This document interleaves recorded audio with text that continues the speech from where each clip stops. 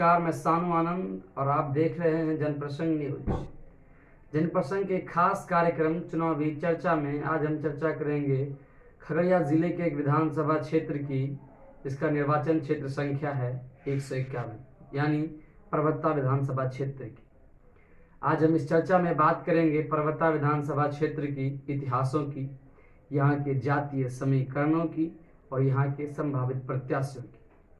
इन सभी बातों के पहले मैं आपको बता दूं कि परबत्ता विधानसभा क्षेत्र गंगा प्रभावित क्षेत्र है। यहाँ मक्के की फसल सबसे ज़्यादा होती है। बात यहाँ के इतिहासों की करें तो परबत्ता विधानसभा क्षेत्र में आम विधानसभा का चुनाव 1951 में हुआ था, जिस वक्त यहाँ से पहले विधायक बने थे कुमार त्रिवेणी कुमार। कुमार त्रिवेणी कुमार सोशलिस्ट पार्टी से चुनाव लड़े थे और उनके प्रतिद्वंदी थे कांग्रेस के कद्दावर नेता लखनलाल मिश्र जी। कुमार त्रिवेणी कुमार ने लखनलाल मिश्र को चुनाव हराकर परबत्ता विधानसभा क्षेत्र के पहले विधायक बनने का सौभाग्य पाया था। फिर 1952 के चुनाव में भी कुमार त्रिवेणी कुमार चुनाव जीतते हैं, लेकिन इस बार वो प्रजा सोशलिस्ट पार्टी से चुनाव जीतते हैं और उनके सामने प्रतिद्वंदी लखनलाल मिश्र ही होते हैं।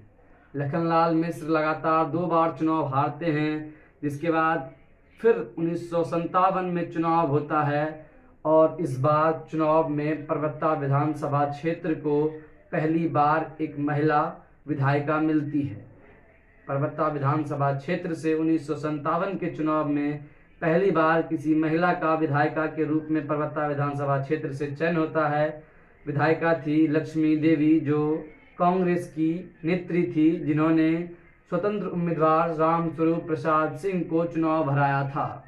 फिर 1962 के चुनाव में लक्ष्मी देवी फिर से चुनाव जीतती है और उनके सामने सतीश प्रसाद सिंह होते हैं। सतीश प्रसाद सिंह को चुनाव हराकर लक्ष्मी देवी चुनाव जीतती है। उसके बाद फिर 1964 के चुनाव में एससी मिश्र चुनाव जीतते हैं। 1967 के चुनाव में सतीश प्रसाद एसपी सिंह चुनाव जीतते हैं, जो कि यहाँ से संयुक्त सोशलिस्ट पार्टी से चुनाव लड़े थे। सतीश प्रसाद सिंह बिहार के मुख्यमंत्री भी बने थे। ये सौभाग्य हमारे परबत्ता की थी।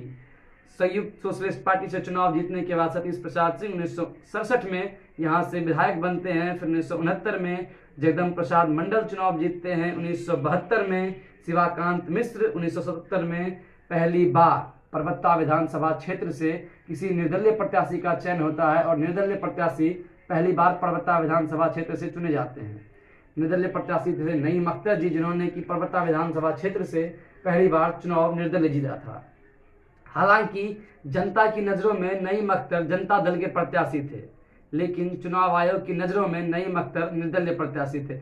हालांकि छात्र आंदोलन की राजनीति उस वक्त चल रही थी और उस वक्त के उम्मीदवार नईम अख्तर जनता दल से उम्मीदवार हुए थे, लेकिन वह पार्टी चुनाव आयोग की नज़र में स्वतंत्र ही घोषित किए गए थे। जिसके बाद फिर 1980 के चुनाव में नईम अख्तर हार जाते हैं यहाँ से। फिर 1980 और 1985 में लगातार 2 बार रामचंद्र मिश्र चुनाव जीतते हैं। फिर 1990 में यहाँ से जनता दल का आगमन होता है, कांग्रेस की समाप्ति हो जाती है और यहाँ से विद्यासागर निषाद जनता दल की टिकट पर चुनाव लड़ते हैं। 1990 में विद्यासागर निषाद चुनाव लड़ते हैं और चुनाव जीतते हैं। हालांकि विद्यासागर निषाद का बीते दिनों ही निधन हुआ है। 1980 में फिर विद्यासागर निषाद चुनाव जीतते हैं। बात फिर 2000 में आती है और 2000 में यहाँ से राकेश कुमार, जो कि राजद से चुनाव जीते थे, उन्होंने रामानंद सिंह को हराया था। फिर 2004 के चुनाव में रामानंद सिंह चुनाव जीतते हैं। 2005 में चुनाव 2 दफ़ा होती है और दोनों दफ़ा रामानंद प्रसाद सिंह चुनाव जीतते हैं। 2010 के चुनाव में यहाँ से राकेश कुमार और सम्राट चौधरी चुनाव लड़ते हैं और चुनाव जीत जाते हैं। 2014 में फिर रामानंद प्रसाद सिंह चुनाव जीतते हैं और उसके बाद 2015 के चुनाव में काफ़ी कुछ उलटफेर हुआ था। यहाँ से जनता दल यूनाइटेड के प्रत्याशी थे रामानंद प्रसाद सिंह, भाजपा के प्रत्याशी थे रामानुज चौधरी और जन अधिकार पार्टी की प्रत्याशी थी सुहेली मेहता। दोनों को परास्त कर रामानुज चौधरी और सुहेली मेहता को भी परास्त कर रामानंद प्रसाद सिंह चुनाव जीतते हैं। उस चुनाव में रामानंद प्रसाद सिंह को कुल 76,248 मत प्राप्त होते हैं। सुहेली मेहता को 27,000 और रामानुज चौधरी को 47,000 मत प्राप्त होते हैं। बात यहाँ के जातीय समीकरणों की करें तो परबत्ता विधानसभा क्षेत्र में छोटी बड़ी कुल 40 से अधिक जातियां हैं। इन जातियों में सबसे अधिक वोट यादव समुदाय के लोगों के हैं। यादव समुदाय कुल 40,000 से अधिक की संख्या में हैं। यहाँ से मुसलमान कुल 34,000, राजपूत 8,000, भूमिहार 35,000, ब्राह्मण 16,000, कोयड़ी 27,000, कुर्मी 15,000, रविदास 12,000 और पासवानों की संख्या 6,000 है। कुल मिलाकर यहाँ चौरसिया और मल्लाह यानी निषाद समाज की वोट का अच्छी खासी है। यहाँ से और भी जाति के लोग हैं जो जिनकी वोट अच्छी खासी है। अगर हम यहाँ के 2020 में मतदाताओं की करें तो परबत्ता विधानसभा क्षेत्र में 2020 में सबसे ज़्यादा खगड़िया जिले में सबसे ज़्यादा मतदाता परबत्ता विधानसभा क्षेत्र में हैं, जो कुल 3,06,002 मतदाता हैं। परबत्ता विधानसभा क्षेत्र पूरे खगड़िया जिला में सबसे अधिक मतदाताओं वाला विधानसभा क्षेत्र है। यहाँ के लिंगानुपात यानी सेक्स रेशियो की बात करें तो वो सबसे कम, खगड़िया जिला में सबसे कम सेक्स रेशियो लिंगानुपात परबत्ता विधानसभा का ही है, जो कुल 905 है। यहाँ से कुल पुरुषों की संख्या, कुल पुरुष मतदाताओं की संख्या 1,60,555 है और महिलाओं की संख्या 1,45,441 और तीसरी जाति यानी थर्ड जेंडर की संख्या कुल 6,000 है। 2015 और 2020 के विधानसभा चुनावों की अगर हम तुलना करें तो यहाँ से कुल 20,000 की संख्या में मतदाताओं का इजाफा हुआ है। इस बार कुल मतदाता 20,000 की से अधिक की संख्या में बढ़े हैं। अब हम बात यहाँ के संभावित प्रत्याशियों की करें, यानी कौन उम्मीदवार हो सकते हैं, तो सबसे पहले यह परबत्ता विधानसभा क्षेत्र के सिटिंग एमएलए यानी वर्तमान विधायक रामानंद सिंह इस बार अपनी विरासत अपने पुत्र को देना चाहते हैं। रामानंद प्रसाद सिंह जदयू से विधायक रहे हैं, तो खास तौर पर उनके भी पुत्र जदयू से अपनी उम्मीदवारी की बात कर रहे हैं। डॉक्टर संजीव क्षेत्र में लगातार जनसंपर्क कर रहे हैं और अपने भावी उम्मीदवार होने का दावा कर रहे हैं। वहीं जदयू की एक बड़ी नेत्री जो परबत्ता विधानसभा से 2 दफा चुनाव भी लड़ चुकी हैं, सुहेली मेहता भी खुद को जदयू की संभावित प्रत्याशी बता रही हैं। ऐसे में देखना होगा कि जदयू किन्हें अपना भार सौंपती है। वहीं जदयू की ही साथी दल भाजपा यानी भाजपा जो इस वक्त एनडीए में मौजूद है, भाजपा ने पिछले वर्ष यहाँ से उम्मीदवार उतारा था, तो इस वर्ष भी चर्चा हो रही है कि कहीं अब सीट भाजपा के कोटे में ना जाए। अगर भाजपा के कोटे में जाती है तो यहाँ से संभावित प्रत्याशी मनीष यादव, भाजपा से मनीष यादव जो लगातार जनसंपर्क कर रहे हैं, लोगों के बीच आशीर्वाद यात्रा के द्वारा लोगों तक अपनी पहुंच बना रहे हैं। मनीष यादव, बाबूलाल शौर्य हालांकि भाजपा के जिला महामंत्री भी हैं और उनका पैतृक गांव परबत्ता विधानसभा क्षेत्र ही है, परबत्ता विधानसभा क्षेत्र के हैं। हालांकि जिले के भाजपा के वो बड़े नेता के रूप में नजर आ सकते हैं। हालांकि पिछली बार के चुनाव लड़े रामानुज चौधरी भी भाजपा से उम्मीदवारों की श्रेणी में चल रहे हैं।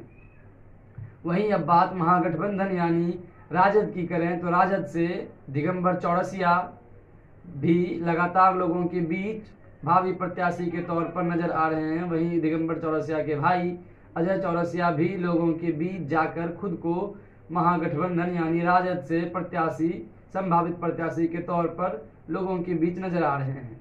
चर्चाओं में डॉक्टर रेणु कुशवाहा, निरंजन कुमार निराला सहित कृष्णा कुमारी यादव के भी नामों की चर्चाएं जोरों पर है। हालांकि कृष्णा कुमारी यादव फिलहाल में ही राजद फिर से ज्वाइन किए। उन्हें पार्टी के बड़े नेता यानी राष्ट्रीय अध्यक्ष से लेकर पार्टी के अध्यक्ष जगदानंद सिंह ने भी उनको राजद की शपथ राजद में फिर से ज्वाइन कराया है। अब देखना ये होता है कि राजद उन्हें विधानसभा में लाई है तो फिर किस सीट से यहाँ से उन्हें चुनाव लड़वाती है। हालांकि अगर बात हम कांग्रेस की करें तो कांग्रेस से यहाँ से पूर्व विधायक और पूर्व मुख्यमंत्री बिहार के रहे सतीश प्रसाद सिंह के पुत्र सुशील कुमार सिंह भी कांग्रेस से संभावित प्रत्याशी के तौर पर नजर आ सकते हैं। अब बात यहाँ से अन्य उम्मीदवारों की करें तो यहाँ से लोजपा सेक्युलर, यानी लोजपा से लोक जनशक्ति पार्टी से अलग हुई एक पार्टी बनी लोजपा सेक्युलर से यहाँ से कैप्टन सिकंदर शर्मा प्रत्याशी होंगे। कैप्टन सिकंदर शर्मा भी लोगों के बीच लगातार जनसंपर्क के द्वारा खुद को संभावित यानी घोषित प्रत्याशी लोजपा सेक्युलर के बता रहे हैं। यहाँ से जन अधिकार पार्टी से कृष्णानंद यादव चेहरे हो सकते हैं। अगर बात प्लूरल्स की करें, हालांकि प्लूरल्स में प्रत्याशियों के घोषणा की प्रक्रिया अलग है, लेकिन यहाँ से अगर हम बात प्लूरल्स की करें तो प्लूरल्स से नीतीश कुमार चौरसिया का नाम सबसे आगे आ रहा है। हालांकि नीतीश कुमार चौरसिया प्लूरल्स पार्टी से जुड़े हुए हैं और प्लूरल्स इन्हें उम्मीदवार घोषित करती है यह देखना होगा फिलहाल, लेकिन प्लूरल्स पार्टी से नीतीश कुमार चौरसिया के नामों की घोषणाएं सबसे अधिक है। नवीन कुमार, एक नया नाम आता है नवीन कुमार का। नवीन कुमार क्षेत्र में कई दफ़ा लोगों के बीच पिछले चुनाव में भी वो उम्मीदवार थे और इस बार भी वो चुनाव लड़ने के मूड में हैं। और किस पार्टी से वो चुनाव लड़ेंगे, हालांकि वो निर्दलीय चुनाव लड़ेंगे या फिर किसी पार्टी से चुनाव लड़ेंगे, ये देखने की बात होगी, लेकिन नवीन कुमार परबत्ता विधानसभा से चुनाव लड़ेंगे। अब एक बात और चर्चाओं में जोरों से है कि बीते दिनों सहरसा के एक पप्पू देव, बाहुबली के नाम से चर्चित पप्पू देव ने किसी न्यूज चैनल के इंटरव्यू में कहा था कि वो परबत्ता विधानसभा क्षेत्र से चुनाव लड़ेंगे।